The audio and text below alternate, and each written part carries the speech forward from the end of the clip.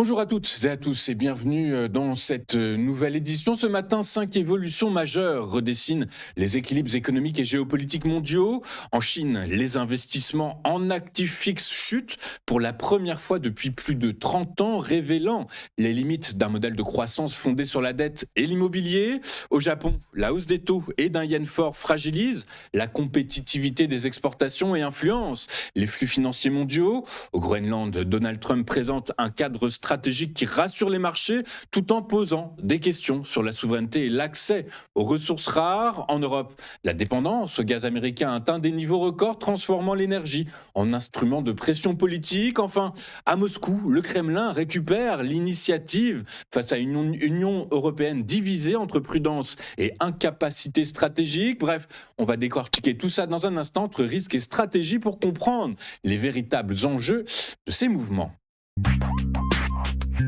Coup de tonnerre pour l'économie chinoise. Selon Fitch Ratings, les investissements en actifs fixes ont reculé de 3,8% en 2025 à 48,5 billions de yuan, marquant un tournant historique. Pour la première fois depuis plus de 30 ans, la formation brute de capital fixe, pilier de la croissance chinoise, enregistre une baisse annuelle. Cette contraction révèle l'usure d'un modèle longtemps basé sur l'endettement, la construction et l'investissement public massif. La crise immobilière persistante agit comme un détonateur. Les grands promoteurs tels que China Vanke ou Wanda affichent des défauts partiels, tandis que les ventes de logements tombent à leur plus bas niveau depuis 2015 et que les prix continuent de baisser. Cette situation se propage en cascade. Les entreprises de construction et de matériaux sont fragilisées, les banques voient la qualité de leurs actifs se détériorer et les titres adossés à des créances hypothécaires perdent de la valeur. Parallèlement, les collectivités locales, via leurs véhicules de financement long terme, les fameux LGFV,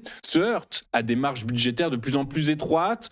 Pékin tente de maintenir certains projets quasi politiques, mais cela alourdit la dette implicite, déjà estimée à plus de 90% du PIB. La stratégie de substitution qui privilégie le numérique, les technologies vertes et la souveraineté industrielle ne compense que partiellement l'effondrement de la demande immobilière domestique.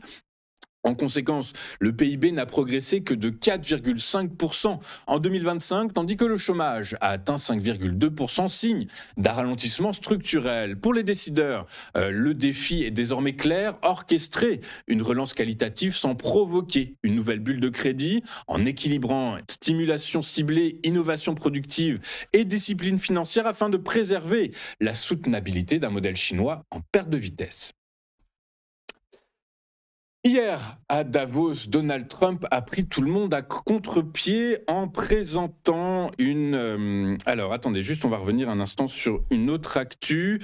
Puisqu'en 2025, le Japon a réussi à maintenir ses exportations à la hausse avec une progression de 3,1% sur l'année portée par les composants électroniques et les produits alimentaires. Cependant, cette croissance cache des tensions structurelles. Les livraisons vers les États-Unis ont chuté de 4,1%, touchant principalement les automobiles et les machines pour semi-conducteurs en raison des droits de douane imposés par l'administration américaine. L'Europe et l'Asie hors Chine ont compensé partiellement, tandis que la balance commerciale globale affiche un déficit de 2650 milliards de yens, surtout à cause des échanges avec Pékin. Mais l'enjeu majeur est désormais monétaire. Le 20 janvier dernier, les rendements des obligations d'État japonaises ont atteint des sommets inédits, 3,88% pour le 30 ans et 2,34% pour le 10 ans. Cette flambée fait suite, je vous le rappelle, à la hausse de taux de 0,75% de la Banque du Japon en décembre dernier et à l'anticipation de nouvelles hausses jusqu'à 1% d'ici septembre 2026. Pour l'économie réelle, ces taux plus élevés et un yen renforcé augmentent le coût des exportations, réduisant la compétitivité des produits japonais à l'étranger. Sur les marchés financiers mondiaux, la hausse des rendements perturbe le carry trade en yen, historiquement un moteur clé de liquidité pour les actifs risqués, y compris les crypto-monnaies. Les investisseurs rapatrient donc leurs capitaux, comprimant la liquidité mondiale et accentuant la volatilité des marchés. Le Bitcoin, par exemple, a déjà subi des pertes importantes après les précédentes hausses de taux japonaises. Pour les économistes, la croissance des exportations pourrait ne pas être durable. Le Japon illustre ainsi de manière pédagogique comment commerce extérieur, politique monétaire et flux financiers internationaux sont désormais désormais imbriquée. Une hausse des taux domestiques peut protéger la monnaie, mais fragilise les exportations et redistribue la liquidité mondiale. L'économie japonaise se trouve à la croisée des chemins entre compétitivité commerciale et stabilité monétaire. Hier, à Davos, Donald Trump a pris tout le monde à contre-pied en présentant une nouvelle proposition sur le Groenland qualifiée de cadre pour un futur accord. Ce texte, censé tourner la page des menaces de droits de douane et d'une possible annexion, a rassuré les marchés et offert un répit diplomatique aux Européens. Mais derrière cette accalmie apparente se dessinent toutefois d'importants enjeux stratégiques et plusieurs zones d'ombre. Selon les informations disponibles, le projet devrait permettre aux États-Unis de renforcer leur présence militaire sur certaines zones clés du Groenland, notamment autour de la base de Pituffik. Il accorderait également à Washington un accès privilégié aux terres rares et minerais stratégiques sans remettre en cause la souveraineté formelle du Danemark. Ce modèle proche des accords britanniques à Chypre offrirait aux Américains des avantages opérationnels et économiques notables sous couvert de coopération. Les ressources visées, essentielles aux technologies numériques, véhicules électriques et systèmes de défense, confèrent à l'île une importance géopolitique majeure. L'OTAN sert par ailleurs de cadre à cette initiative, officiellement justifiée par la nécessité de renforcer la sécurité de l'Arctique face aux ambitions russes et chinoises. En pratique, il s'agit surtout de légitimer un accès privilégié aux ressources et à cette zone stratégique. Les autorités groenlandaises tenues à l'écart dénoncent cette approche. Leur message, je les cite, rien sur nous sans nous, souligne la frustration face à des discussions menées sans leur participation directe. Sur le plan économique, la proposition apparaît aussi comme un geste envers les marchés. La volatilité provoquée par les menaces précédentes a été corrigée dès l'annonce du nouveau cadre. Mais pour la population groenlandaise, la méfiance domine sous le vernis du multilatéralisme. Beaucoup voient le retour d'une logique de puissance où la sécurité et les minerais priment sur la souveraineté. Une étude conjointe de l'Institut Klein-Kendall, de l'Institut écologique de Berlin et de l'Institut norvégien des affaires internationales met en lumière une réalité que Bruxelles préfère souvent édulcorer. L'Europe a remplacé sa dépendance au gaz russe par une dépendance accrue au gaz américain. Et sous Donald Trump, cette dépendance n'est plus seulement économique, elle devient un levier géopolitique. Depuis la guerre en Ukraine et la fermeture progressive des gazoducs russes, l'Union européenne et le Royaume-Uni se sont massivement tournés vers le gaz naturel liquéfié américain. Selon cette étude, en 2025, les importations de GNL américains dans l'espace économique européen ont augmenté de 61% par rapport à 2024 et de près de 500% depuis 2019. Les États-Unis fournissent désormais 59% du GNL importé par l'UE. Pour le Royaume-Uni, cette part atteint 68%. Officiellement, il s'agissait de sécuriser l'approvisionnement. Officieusement, l'Europe a simplement changé de fournisseur principal sans réduire sa vulnérabilité stratégique. Mais il existe un problème. La stratégie américaine d'Energy Dominance, explicitement énoncée dans le dernier document de sécurité nationale de la Maison-Blanche, fait de l'énergie un instrument de pression politique. La menace est donc concrète. Trump a déjà brandi, vous le savez, les droits de douane et la diplomatie commerciale pour obtenir son projet Groenland. Avec des réserves de gaz européennes historiquement basses, un hiver rigoureux pourrait déclencher une nouvelle flambée des prix, accentuant le risque d'une crise énergétique. Et voulant se libérer de Moscou, l'Europe s'est placée sous une autre tutelle, moins brutale dans la forme, mais tout aussi contraignante. L'étude conclut que la seule sortie crédible reste la transition vers des sources d'énergie renouvelables nationales et souveraines. Et alors que l'Europe cherche à renouer le dialogue avec Moscou, Vladimir Poutine récupère habilement l'initiative diplomatique. Vendredi dernier, Dmitri Peskov, porte-parole du Kremlin, a salué les appels répétés de Paris, Rome et Berlin au dialogue comme une évolution positive après 3 ans de rupture post-2022. Parler avec les Russes pour assurer la stabilité en Europe correspond tout à fait à notre vision, a-t-il précisé, citant explicitement Emmanuel Macron, Giorgia Meloni et Christian Lindner. Cette ouverture russe, pourtant, n'est pas un simple geste de bonne volonté. Elle révèle surtout les fractures européennes. L'Italie plaide pour la nomination d'un envoyé spécial de l'UE. La France souhaite un dialogue complet dès décembre 2025 et l'Allemagne parle d'un équilibre à long terme. Londres isolé est taxé par Moscou de posture destructrice, rappel brutal que le Brexit fragilise l'unité atlantique.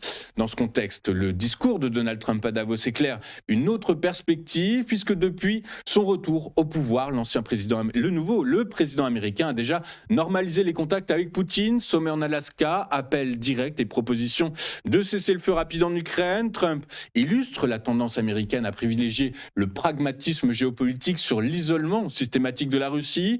L'analyse critique est claire. Là où l'Europe croyait contenir et isoler Moscou, c'est désormais la Russie qui récupère la main. Elle surfe sur la lassitude du conflit et sur les divisions internes du vieux continent. Les déclarations européennes oscillant entre prudence et timidité ressemblent à un aveu d'impuissance stratégique. Les mains tendues risquent de fragiliser Kiev, de légitimer les sphères d'influence russes et à terme de questionner la crédibilité européenne sur la scène internationale. L'Union européenne se trouve donc à un carrefour. Poursuivre l'unité et assumer une ligne claire ou s'exposer au délitement progressif de son influence. Dans ce contexte, la diplomatie européenne doit dépasser le symbole pour incarner une stratégie cohérente, faute de quoi elle laissera Moscou dicter le tempo. Avant de faire un point sur les principales performances des actifs mondiaux, regardons ce à quoi les investisseurs devraient être attentifs aujourd'hui. Et plusieurs choses à regarder. Du côté de la microéconomie, c'est la publication d'Intel qui sera intéressante à analyser. Procter & Gamble également pourrait être de nature à apporter un peu de volatilité sur les marchés financiers. Côté macro, c'est la publication du PIB trimestriel du T3 aux États-Unis et les inscriptions hebdomadaires au chômage qui seront scrutées de très près par la communauté financière. Les publications sont attendues à 14h30. Mais au-delà de ça, c'est l'indice préféré de la Réserve fédérale américaine, l'indice d'évolution des prix, le fameux PCE qui sera publié pour le mois de novembre à 16h. Il est attendu stable par le consensus des économistes. Mais au-delà de ça, c'est évidemment le revirement total de stratégie de Donald Trump sur son désir d'annexer le Groenland qui fera bouger les marchés financiers ce matin, puisque les chancelleries européennes notamment poussent un ouf de soulagement après que Donald Trump ait remis au placard son désir d'annexion du Groenland et surtout son envie d'ajouter des droits de douane aux produits européens. Donc tout ceci va évidemment apporter de la volatilité sur les marchés financiers aujourd'hui. Jetons à présent un coup d'œil sur la réaction des grandes places financières mondiales lors de la séance d'hier. Et en Europe, les marchés ont terminé la séance de mercredi en ordre dispersé, dans un contexte marqué par les tensions politiques et commerciales liées aux visées de Donald Trump sur le Groenland. Si la promesse du président américain de ne pas recourir à la force pour s'approprier l'île a quelque peu apaisé les marchés, l'incertitude reste quand même palpable. À Paris, le CAC 40 a progressé de 0,08% à 8069 points, tandis que le FTSE a lui gagné 0,11%.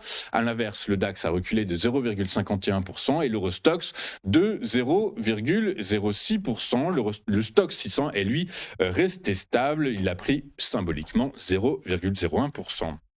Aux États-Unis, Wall Street a terminé en nette hausse portée par l'annonce de Donald Trump concernant un cadre d'entente sur le Groenland et son renoncement à imposer de nouveaux droits de douane aux alliés européens.